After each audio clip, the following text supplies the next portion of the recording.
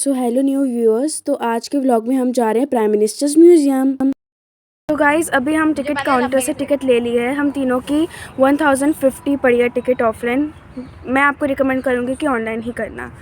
तो अभी हम देख रहे हैं, बहुत ही अच्छा एरिया है और अभी G20 समिट चल रहा है तो वहाँ के पोस्टर्स, टाइट सिक्योरिटी, बहुत सारी चीज़ें हैं। So look at these too. So this is the president's संग्रहालय जो भी है। तो कहा जाता है कि इसके पास है नेहरू प्लेनेटोरियम है, तो अगर आप चाहो तो आप पूरे दिन यहीं पे एक ट्रिप कर सकते हो।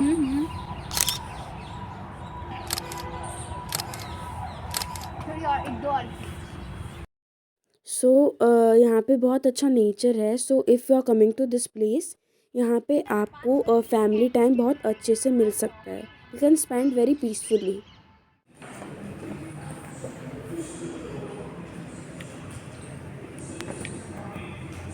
सो यहाँ पे इवनिंग के 6:30 के टाइम पे लाइट एंड साउंड शो भी होता है।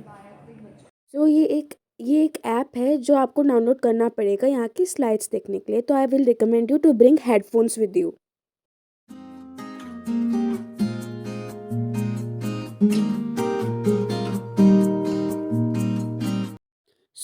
ये हमारा फर्स्ट रूम है। तो यहाँ पे जो भी 4 वॉल्स हैं उन पे प्रोजेक्शन से आपको इंडिया के इकोनॉमिक डिप्रेशंस के बारे में, जो भी सोशियो इकोनॉमिक चीज़ें हुई उन सब के बारे में एक हमने पढ़ा भी हुआ है। बंगाल में फेमाइन आया था और वहाँ पे बहुत करोड़ों में लोग मरे थे क्योंकि ईस्ट इंडिया कंपनी ने इंडिया का खाने का जो मटेरियल है वो इंग्लैंड में ट्रांसपोर्ट करा दिया था।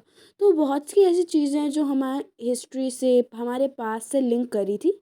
तो बहुत ही अच्छी प्रेजेंटेशन थी। दोनों के वित्त पोषण के लिए औपनिवेशिक ब्रिटेन ने भारत से राजस्व को निचोड़ लिया था। अप्रैल 1947 तक ब्रिटेन पर भारत का 1 अरब 80 करोड़ पाउंड बकाया था, जिसमें युद्ध व्यय के लगभग 1 अरब 30 करोड़ पाउंड शामिल थे। कर्ज को निपटाने के बजाय ब्रिटिश अधिकारियों ने भुगतान को दशकों में विभाजित करने और शेष राशि पर ब्याज को 0.5% तक सीमित रखने का प्रस्ताव। उसके बाद ये है हमारा सेकंड रूम। तो यहाँ पे ऐसे स्लाइड्स हैं जहाँ से हमको नॉलेज मिल रही है।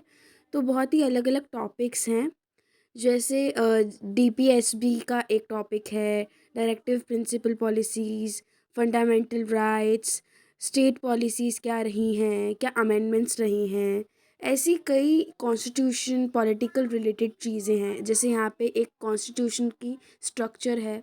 यहाँ पे आपको अलग अलग लैंग्वेजेस के ऑप्शन भी मिल रहे हैं और यहाँ से पे आप कॉन्स्टिट्यूशन की सारी चीज़ें पढ़ भी सकते हो। सो बहुत ही डिजिटल तरीके से इन्होंने पॉलिटिक्स को प्रमोट करा है, रखा गया है। हाँ, अच्छा, एक 2 कॉन्स्टिट्यूशन है, एक ये इंग्लिश हीलियम का है और फील्ड एक हिंदी केस। का है। और हाँ। हीलियम फील्ड केस में रखा है parliament house in Delhi. The artwork covers different periods of Indian history and scenes from the epic and reservation of north. Next declaration of पूर्ण स्वराज। हो गया था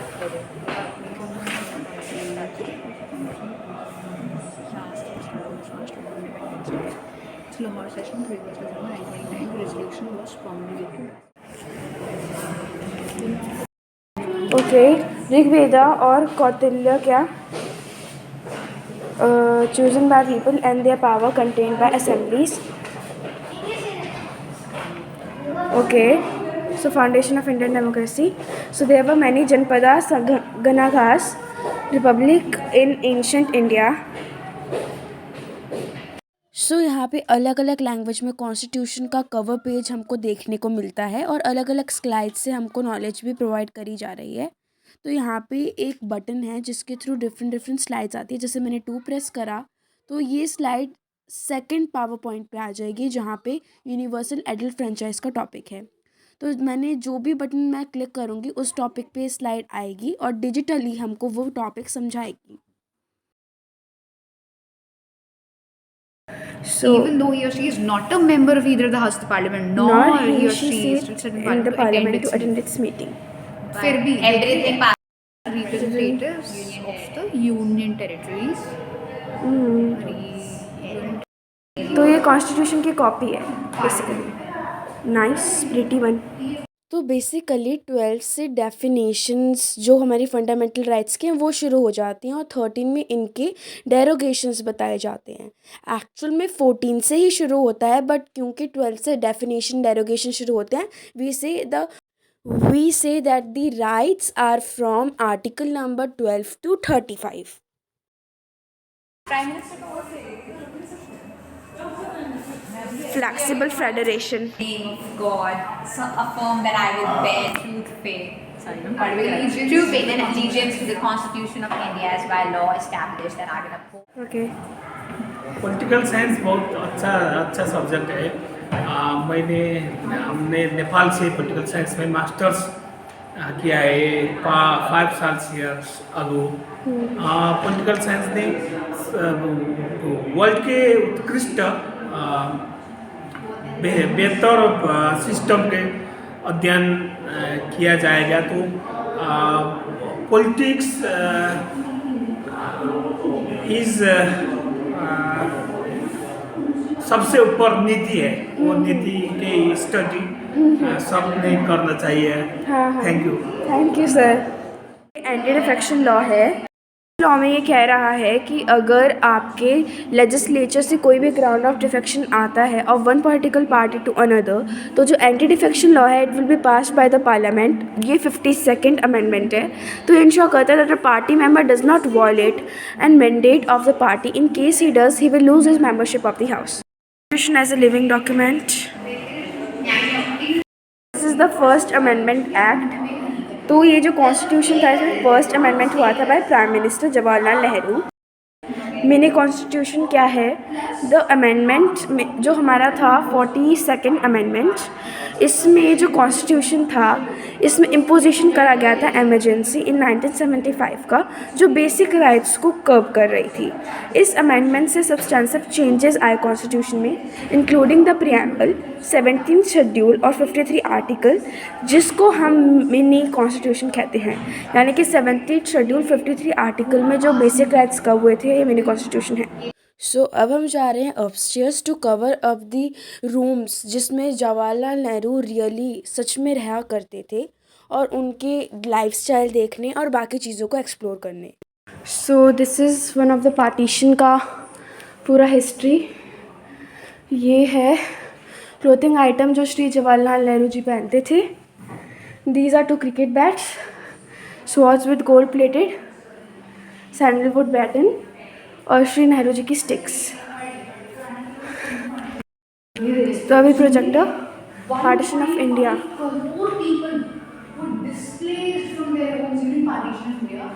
और ये हो गया migration, one of the ये largest. largest migration है, हमने बनाई हिस्ट्री, बट बहुत बुरी। This is one of the largest migration world record, world history में। Ratified by the British Parliament and confirmed on 18 July and implemented on 15 August 1947.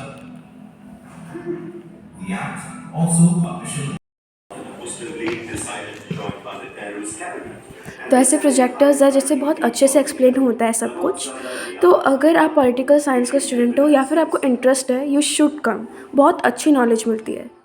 Desktop, ये यहाँ पे बुक है। इस picture early life. So this is young Jawaharlal Nehru with mother Shrimati Swarup Rani Nehru. Okay, so this is young Jawaharlal Nehru with father Shri Motilal Nehru and mother Shrimati Swaroop Rani Nehru, young Jawaharlal Nehru। तो ये QR code से scan हो रहा है ऐसे। जवाहरलाल नेहरू जी एक बार में आए थे ऑफ इलाहाबाद। तो बेसिकली इन्होंने जुडिशरी का भी बहुत ही ज़्यादा ताल्लुक़ रखा था अपनी लाइफ में। ये जो है देसी और विदेश की अन्य भाषाओं की, अभी आप देखो खुद देखो, आपको इसमें यहाँ पे दिख जाएगा कौन कौन सी भाषाएं हैं। स्पेशली आप ध्यान से देखोगे तो अच्छा, न केवल इसमें आपको हिंदी मिलेगा। तो बेसिकली इसमें स्पेशलिटी यही है कि उनकी जो रीडिंग की थी कलेक्शन वो बहुत बड़ी थी, वर्ल्ड हिस्ट्री कवर हो रही थी बेसिकली। एक्चुअली ये जो बुक्स है ना, आप इन बुक्स को खुद आप देख लो, मेरे कहने या न कहने से कुछ नहीं होगा।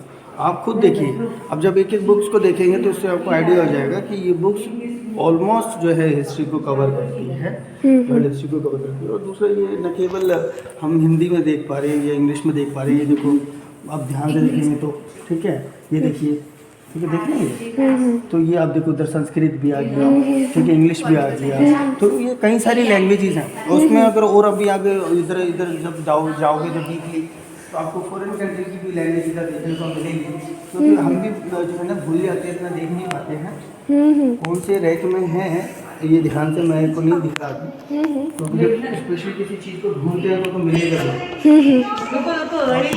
मैंने अभी देखा था कुछ दिन पहले। सो बेसिकली यहाँ पे उनकी वाइफ की फ़ोटोज़ हैं, सोफ़ा है और रूम भी है, सी द फैन और लाइटिंग ऐसी है, शेफ भी होती है। So it is a little inspired by the Britishers और उनके आर्किटेक्चर्स के इम्पैक्ट से। फिर यहाँ पे एक काउच है, बेड एंड लैम्प। सो इधर उनकी लाइब्रेरी भी सेटअप है and there is a fan. Okay, so this is how the room looks like, जहाँ पर उन्होंने अपनी लास्ट ब्रेथ ली थी। Here he used to work till very late at night. तो यहाँ पे बहुत सारे बुक्स के कलेक्शन हैं और उसके साथ में एक काउच है जहाँ पे आप देख सकते हो कि बहुत सारे बुक मार्क्स और कोस्टर्स हैं। तो हमें पता चल सकता है दैट ही वाज अ किन रीडर। बहुत अच्छे से उनको इंटरेस्ट था वर्ल्ड की पॉलिटिक्स में, हिस्ट्री में and about socio economic life of people. यहाँ पे ऊपर अपस्टेयर्स देखें तो we have a very nice furnished wall और यहाँ पे हमारा टेबल है जिसपे टेलीफोन्स हैं और बहुत सारे अलग अलग कोस्टर्स और बुक्स हैं। सो this is his study room.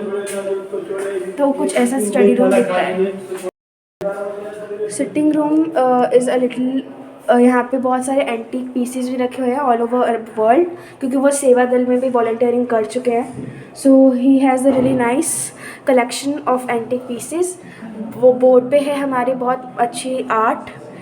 यहाँ पे ये इनका सिटिंग एरिया है, यहाँ पे गेस्ट आते हैं, बैठते हैं। So it's a nice place. यहाँ पे फायर वर्क के लिए भी है जगह and here we have a really nice curtain का सबसेट।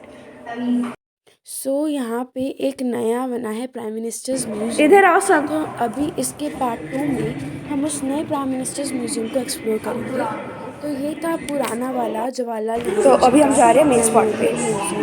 पर इसी के साथ ही रैंड पे बना हुआ है यहाँ पे प्राइम मिनिस्टर्स म्यूजियम, जो कि न्यू है और it has been lately inaugurated by prime minister Modi. तो नेक्स्ट व्लॉग में I will show you that also. So ये है न्यू प्राइम मिनिस्टर्स म्यूजियम की कुछ glimpse. So if you are interested to know more about it, description में एक link है इस व्लॉग के बारे में। Just click on it and just see the vlog. बस इतना सा काम करना है। Okay then let's meet you in that vlog only. Bye.